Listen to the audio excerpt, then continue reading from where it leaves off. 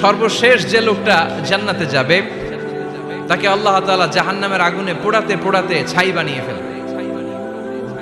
আল্লাহ বলবেন, জিব্রাইল যাও একটু দেখো, একটা মাত্র সেজদা দিয়েছে আমাকে, এরকম কাউরে পাওয়া যায় কিনা। বাটি চালান দিয়ে দেখো পাওয়া যায় কিনা। খুঁজে খুঁজে কাউরে পাবে না। আল্লাহ বললেন আবার দেখো, খুঁজে খুঁজে একজনকে পাবে, সামান্য ইমানের ছিটে ফোঁটা তার অন্তরে ছিল। আল্লাহ বলবেন যেহেতু ছিটে ফোঁটা আছে, অনেক মায়ের খাইছে, ওকে বের করে জাহান্নাম থেকে বের করে একটা নির্ধারিত দূরত্বে রেখে দাও। রেখে দেয়া হবে, কিন্তু জাহান্নামের আগুনের লেলিহান শিখাতে তার গা ঝলসে যাবে। সে আল্লাহর ডেকে বলবে, মাবুদ তোমার কাছে আমি কিছু চাই না,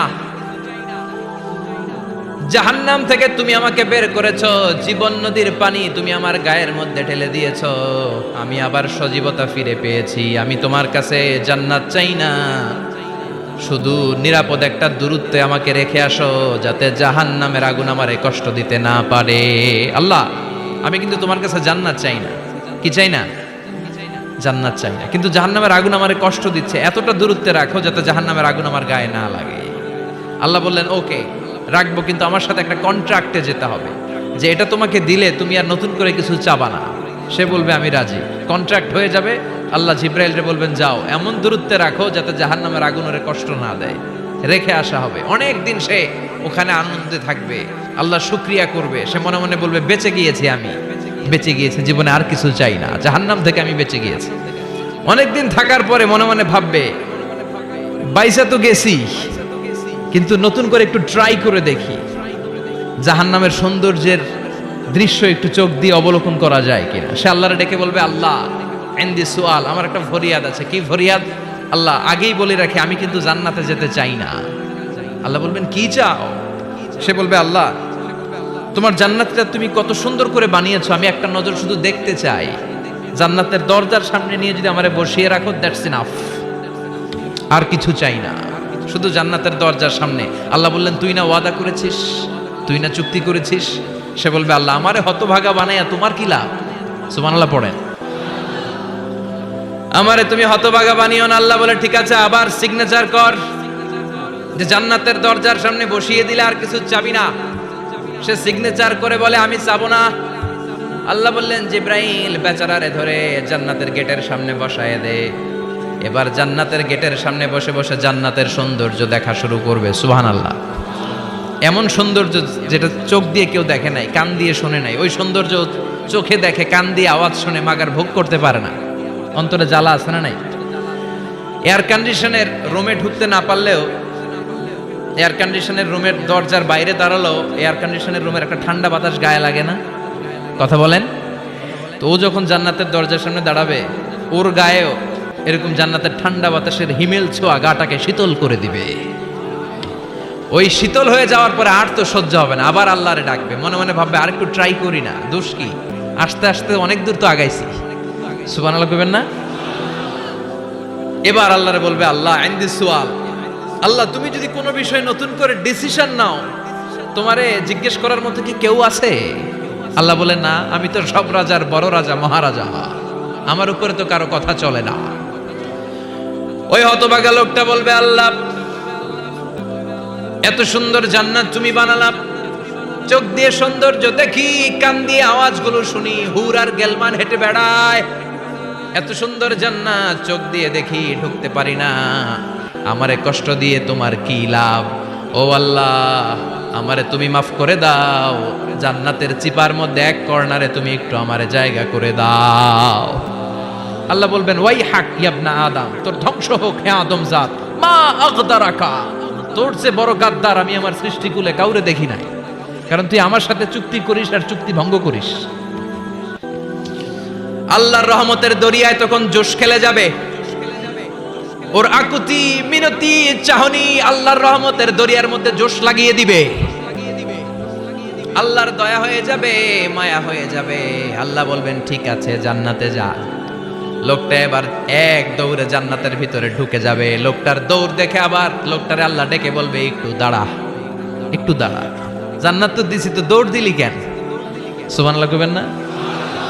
লোকটি বলবে আল্লাহ প্ল্যান তো আমি কম করি নাই, এত চেষ্টার ফলে আমি আসতে পারছি, আবার যদি তুমি বাইর করে দাও, এই জন্য এক দৌড়ে এমন চিপার মধ্যে লুকামো যাতে তুমি আমার না দেখো। আবার আল্লাহর রহমতের দরিয়ায় জোশ খেলে যাবে, আল্লাহ কাছে ডাকবে, কাছে আয়।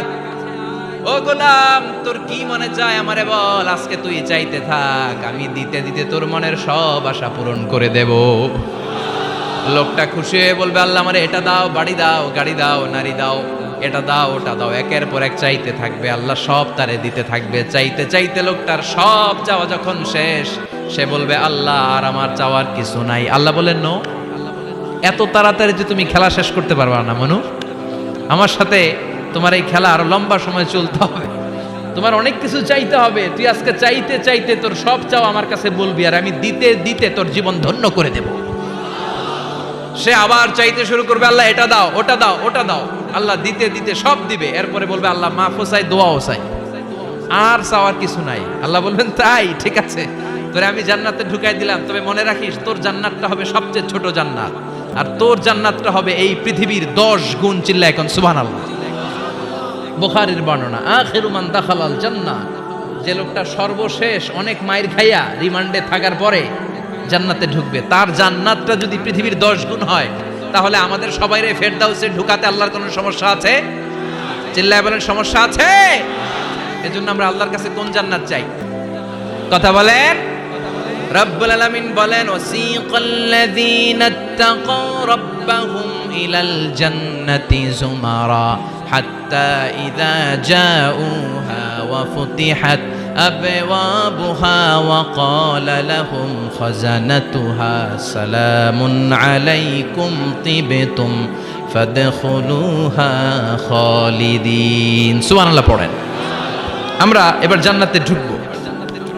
সব জান্নাতীদেরকে নিয়ে আল্লাহ তাআলা বলবেন, ও ফেরেশতারা, আমার জান্নাতীদেরকে তোমরা ওয়েল রিসেপশন দিয়ে, রেড কার্পেট রিসেপশন, লাল গালিচার সংবর্ধনা দিয়ে জান্নাতে নিয়ে যাও। ফেরেশতারা পেছন থেকে আল্লাহকে যারা ভয় করে জান্নাতের উপযুক্ত হয়েছে সবাইকে নিয়ে জান্নাতে ছুটবে। ওমিয়া, কোন প্রোগ্রামে যদি মন্ত্রী আসে, মেম্বার অফ দ্য পার্লামেন্ট আসে, কিংবা প্রধানমন্ত্রী আসে, ওনার শুভাগমন উপলক্ষে আমরা অনেকগুলো ওয়েলকামিং রিসেপশন গেট বানাই না? কথা বলেন। সুজানগরে বোধহয় বানায় টানায় না? আজকের মাহফিলের তো কয়েকটা গেট দেখলাম আমি, বানাই না আমরা? Welcoming reception gate. জান্নাতীদের জন্য এরকম, আপনারা যারা ফেরদাউসে ঢুকবেন, আপনাদের জন্য এরকম ওয়েলকামিং রিসেপশন গেট থাকবে। ফেরেশতারা জান্নাতীদেরকে হাঁকিয়ে হাঁকিয়ে নিয়ে চলবে, আহলান ওয়া সাহলান মারহাবান বিকুম, কংগ্রাচুলেশন, আসেন আসেন, আমরা সবাই মিলে জান্নাতে যাই। জান্নাতীরা আনন্দের চোটে ছুটবে আর ছুটবে। ছুটতে ছুটতে ছুটতে ছুটতে হঠাৎ করে বিশাল একটা ওয়েলকামিং রিসেপশন গেট পেয়ে যাবে। এই গেটটা যে কত সুন্দর আমি বর্ণনা দিয়ে বোঝাতে পারবো না। এই গেটের আশেপাশে ডানে বায়ে থাকবে অসাধারণ পরিবেশ, ফুলের বাগান, নাজ নেয়ামতে ভরপুর, রিফ্রেশমেন্ট, ফুড আইটেম, খাবার দাবারে ভরপুর, এত চমৎকার জায়গা। এই জায়গাটারে জান্নাতীরা দেখে জান্নাত মনে করে ওইখানেই বসে যাবে। জান্নাতীরা মনে করবে এটাই জান্নাত, জান্নাতকে মজা লেলো, জান্নাত তোমারই হে, চলো আমরা খাওয়া দাওয়া শুরু করি, ফুর্তি শুরু করি। খাওয়া দাওয়া শুরু করবে। ফেরেশতারা বলবেন, no, you are absolutely wrong, আপনারা ভুল করছেন, এটা জান্নাত না, এটা জান্নাতের গেট। দিল্লি কা লাট্টু হে, দিল্লি বহুত দূর হে। দিল্লির লাট্টু খাইবার শখ তো দিল্লি যাইতে হবে, তো এইখানে তো দিল্লির লাট্টু পাওয়া যায় না, ঠিক কি না? ও জান্নাতীরা, জান্নাতের মজা নিতে চাও? এটা তো জান্নাত না, জান্নাতের গেট। জান্নাতীরা আবার এই জায়গা ছেড়ে হাঁটতে শুরু করবে। হাঁটতে হাঁটতে হাঁটতে হাঁটতে দ্বিতীয় ওয়েলকামিং রিসেপশন গেটের সামনে এসে জান্নাতীরা ফেরেশতাদেরকে আর জিজ্ঞেস করে না যে এইটা না সামনে, ওরা এতটা নিশ্চিত যে এইটা তো জান্নাত না হয়ে পারেই না, কারণ এইটা আগেরটার চেয়ে অনেক বেশি সুন্দর। হিউজ স্পেস, অ্যামেজিং প্লেস, অসাধারণ জায়গা। জান্নাত মনে করে আবার খাওয়া দাওয়া শুরু। ফেরেশতারা আবার বলবে, you are absolutely wrong man, the paradise is far away, জান্নাত তো অনেক দূরে, এটা ওয়েলকামিং রিসেপশন গেট। দিল্লি কা লাট্টু হে, দিল্লি বহুত দূর হে। আসল জিনিস খাইতে চাইলে সামনে যাইতে হবে। আবার জান্নাতীরা ছুটবে। যেতে যেতে যেতে যেতে 3 নাম্বার গেটের সামনে আসবে। এবার 100% নিশ্চিত। 3 নাম্বার গেটে এসে সবাই 100% কনফার্ম যে এটা জান্নাত না হয়ে পারেই না। লেটস চিয়ার, চলো এবার চিয়ার করি। কি করি? আনন্দ উৎসব করি। ফেরেশতারা বলবে, না, ভুল করছেন, এটাও না, জান্নাত সামনে, সুবহানাল্লাহ পড়েন। 3 নাম্বার গেট পেরিয়ে সব জান্নাতীদেরকে নিয়ে ফেরেশতারা আসল জান্নাতের দরজায় আসবে। আসল দরজা, সুবহানাল্লাহ পড়েন। আসল দরজা দিয়ে যখন জান্নাতের ভেতরে জান্নাতীরা ঢুকবে, জান্নাত দেখে তারা অবাক, লাজবাব, থান্ডার্ড, পাজলড, সারপ্রাইজড, অ্যাস্টনিশড, অবাক করা কাণ্ড। How come, how it's possible, এত সুন্দর নেয়ামতের আলোকচ্ছটা কেমন হতে পারে? সব মানুষগুলো আনন্দের চোটে তাদের মুখ দিয়ে একটা শব্দ বের করবে, শব্দটা হলো আলহামদুলিল্লাহ।